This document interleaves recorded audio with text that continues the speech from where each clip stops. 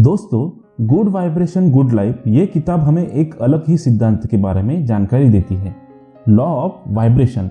आपने law of attraction के सिद्धांत के बारे में तो बहुत बार पढ़ा या सुना होगा, जिसमें हम लोगों को बताया जाता है कि अगर आप लोग किसी चीज को हासिल करना चाहते हो तो उसके बारे में हर समय सोचते रहो तो वो चीज आपको अवश्य ही मिल जाएगी। लेकिन इस किताब में लेखक का कहना है कि यह जरूरी नहीं होता है कि कोई इंसान किसी चीज के बारे में हर समय सकारात्मक या होपफुल रहेगा, क्योंकि कई बार हमारे दिमाग में नेगेटिव चीजें आ ही जाती है। इसलिए लेखक लॉ ऑफ वाइब्रेशन के बारे में बताते हैं। इस किताब में लेखक आपको सकारात्मक बने रहने और सकारात्मक दृष्टिकोण रखने के बारे में जानकारी देते हैं और साथ ही लेखक बताते हैं कि किस तरफ सकारात्मक रहा जाए और इस जगत के रहस्य से खुद को कैसे बेहतर बनाया जाए। सकारात्मकता जिस तरह हमारे लाइफ को बेहतर बनाती है, निगेटिविटी उसी तरह हमारी लाइफ को बर्बाद भी कर देती है। इसलिए जरूरी हो जाता है कि सकारात्मक विचारों को ही रखा जाए और साथ ही नकारात्मक विचारों से दूर रहा जाए और साथ ही साथ अपने आसपास के वातावरण को भी पॉजिटिविटी से भरा जाए। गुड वाइब्स गुड लाइफ एक सेल्फ हेल्प किताब है जिसमें लेखक ने बहुत सी चीजों के बारे में जानकारी दी है, जैसे कि खुद से प्यार, लॉ ऑफ अट्रैक्शन, अचेतन मन, मानवता, ध्यान और मजबूती देने वाले विचार। तो वीडियो को लास्ट तक जरूर देखना। वीडियो शुरू करने से पहले एक छोटी सी रिक्वेस्ट है, अगर आप चैनल पर पहली बार आए हैं तो चैनल को सब्सक्राइब करना ना भूलें। यहाँ पे आपको ऐसे ही वैल्यूएबल और नॉलेज से भरी वीडियो डेली देखने को मिलती रहेंगी। तो बुक का पहला चैप्टर है law of vibration. Law of vibration के मुताबिक जब आप रोमांचित होकर पॉजिटिव ऊर्जा ग्रहण कर रहे होते हैं तो आपकी असलियत भी सकारात्मक ऊर्जा के साथ भर जाती है और फिर आप पॉजिटिव चीजों को अपनी तरफ आकर्षित करते हैं। ये चीजें आपको मुश्किल जरूर लग सकती है, लेकिन ये असल विज्ञान पर आधारित है। इस बात को आप ध्यान से समझे कि इस जगत में सब कुछ परमाणु से बना है, जिसमें हमारा दिमाग भी मौजूद है। परमाणु जो कि वाइब्रेट करते हैं। ये इस तरह से है कि हमारे विचार और हमारी भावनाओं समेत सब कुछ भी वाइब्रेट होना चाहिए। लेखक का विश्वास है कि रोमांचित होने और प्यार से भरी भावनाओं में एक उच्च आवृत्ति होती है, जबकि गुस्सा और उदासी भरी भावना कम आवृत्ति पैदा करती है। इन वाइब्रेशन के माध्यम से आप अपने आसपास के वातावरण को प्रभावित कर सकते हैं। जब एक परमाणु वाइब्रेट करता है तो उसके आसपास के भी परमाणु उसी आवृत्ति पर वाइब्रेट करना शुरू कर देते हैं। इसलिए अगर आपकी भावना एक उच्च वाइब्रेशन पैदा करती है तो आपकी असलियत भी उच्च वाइब्रेशन पैदा करेगी। परिणाम स्वरूप बाहरी दुनिया ज्यादा बेहतर और खुश होता जाएगा। 2. खुद से प्यार। खुद से प्यार अपने आप को स्वीकार करने के बीच का संतुलन है। आप जानते हैं कि आप बेहतर बन सकते हैं और फिर इसके प्रति काम करना शुरू कर देते हैं।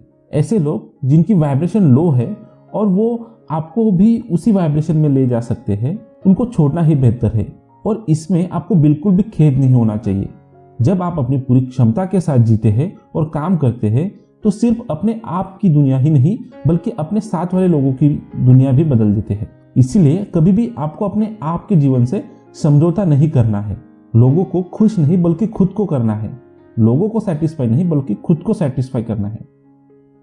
3. सकारात्मक लोग। अपने आप को हमेशा सकारात्मक लोगों से घिरा हुआ रखना है जो हमेशा आपके काम के लिए इनकरेज करें, साथ ही आपके गलत काम भी बड़ी समझदारी से बता दें।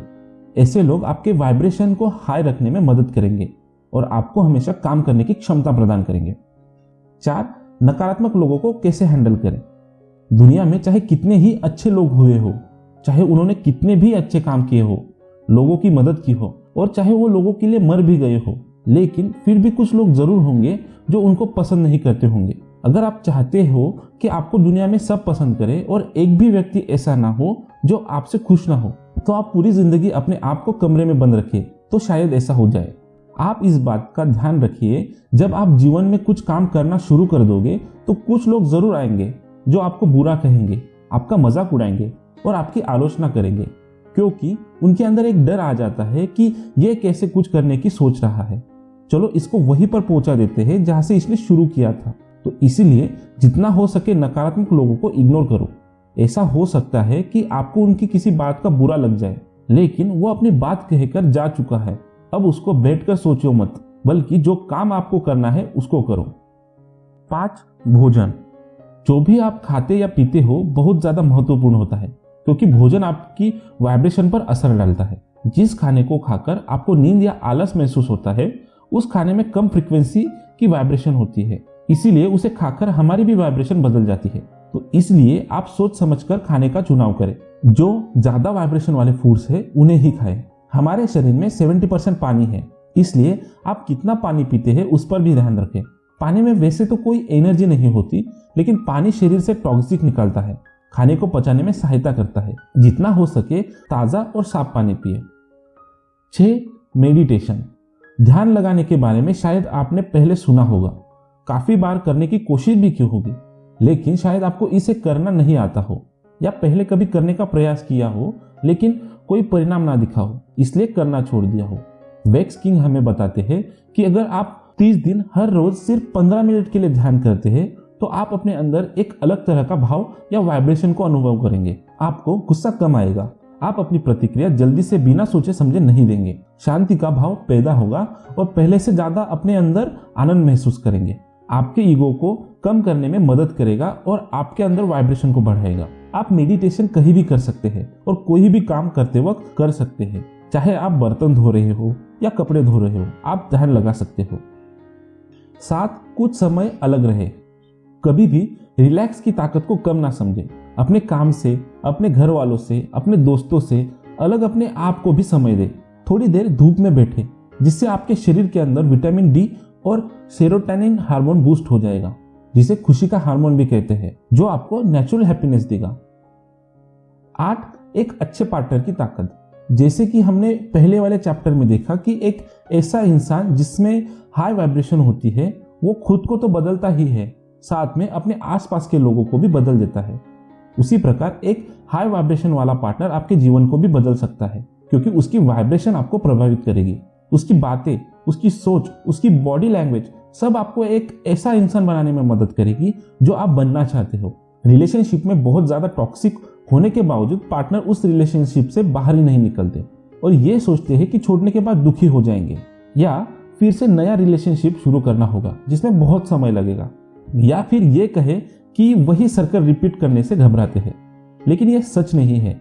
जो भी आपके एफर्ट से मैच नहीं करता है या आपकी वाइब्रेशंस को कम करता है, उसको छोड़ना सबसे समझदारी भरा कदम है।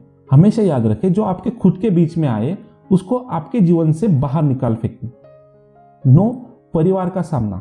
क्योंकि वो हमारा परिवार है, इसका मतलब ये नहीं है उनके इंटेंशन हमारे लिए हमेशा अच्छे ही होंगे। हमें हमेशा यही सिखाया जाता है कि दुनिया में सबसे ज्यादा जरूरी हमारा परिवार होता है, लेकिन परिवार हमेशा ही हमारा सपोर्ट नहीं करता है, बल्कि कभी कभार उनसे ज्यादा तो करीबी रिलेशनशिप या दोस्त हमारे परिवार से ज्यादा परिवार बन जाते हैं।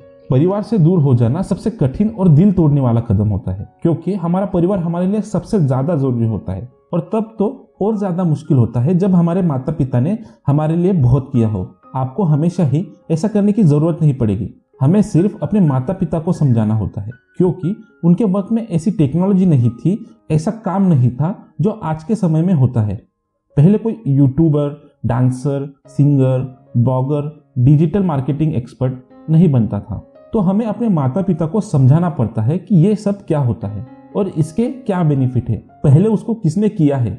आपको उदाहरण भी देने होते हैं ताकि उनको विश्वास दिला सको। आपके अंदर उस काम को लेकर आपके माता पिता को सीरियसनेस दिखनी भी चाहिए। ये नहीं कि आपको करना है लेकिन आपके पास कोई प्लान नहीं, बस किसी भी काम को करने के लिए चल दिए। अगर आप अपने काम को लेकर खुद ही सीरियस नहीं होगे तो दूसरा कोई क्या होगा। इतना सब कुछ करने के बावजूद भी आपका परिवार नहीं मानता है तो आपका अपना जीवन किसी ऐसा काम करने की बजाय जिसमें आप अपने ही परिवार को जीवन भर कोसते रहोगे, इससे बढ़िया है उन्हें छोड़ना ही सही होगा और आपको इसमें भी कोई रिग्रेट नहीं होना चाहिए। 10. टॉक्सिक जॉब छोड़ने की क्षमता।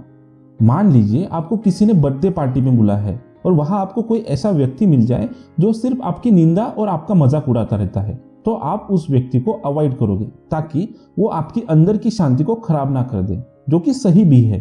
अब आप अपनी जॉब के बारे में सोचिए, जहां आपको ऐसे लोगों से मिलना पड़े जिनका वाइब्रेशन स्टेट बहुत ज्यादा लो है और हमेशा निगेटिव ही बातें करते हो, जिससे आपका वाइब्रेशन भी कम होता हो।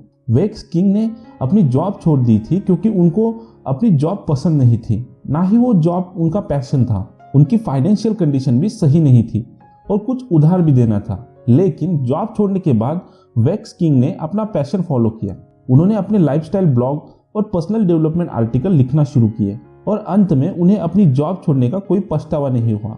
आप भी अपने पैशन को पहचानिए और उसके हिसाब से अपने जीवन में डिसीजन लीजिए। तो दोस्तों, आपको इस बुक समरी से क्या प्रेरणा या कुछ नया सीखने को मिला, हमें नीचे कमेंट करके जरूर बताएं, क्योंकि आपकी फीडबैक ही हमें मोटिवेट करती है।